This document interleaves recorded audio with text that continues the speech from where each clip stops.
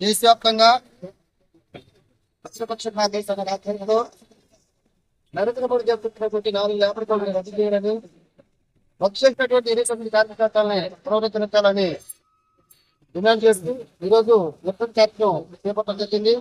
ప్రధానంగా 2019 రెండోసారి అధికారంలోకి వచ్చిన నరేంద్ర మోడీ గారు కేవలం అదానికి అంబానీకి ఈ దేశంలో ఉన్న సంవత్సరం మొత్తం కట్టబెడుతూ కార్మికులు పట్టగొడుతూ ఈ చట్టాలు రద్దు చేయడం జరిగింది. కాబట్టి ఇది చాలా దుర్మార్గమైనది. ప్రభుత్వ సంస్థల్ని ప్రభుత్వ ఆస్తుల్ని వాళ్ళ ముత్తాతలు అయినట్టు ఈ రోజు వాళ్ళకి అప్పచెప్పడం చాలా దుర్మార్గం. వాళ్ళకి సేవ చేయడానికి కార్మికులకి హక్కు లేకుండా కాలం రాస్తున్నారు.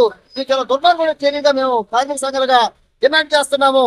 ప్రధానంగా ఈ 4 లేబర్ కోడ్ని ఏ విధంగా వాళ్ళు అమలు చేస్తారో మేము కూడా భవిష్యత్తులో తేల్చుకుంటామని ఈ సందర్భంగా కేంద్ర ప్రభుత్వానికి హెచ్చరిక చేస్తున్నాం.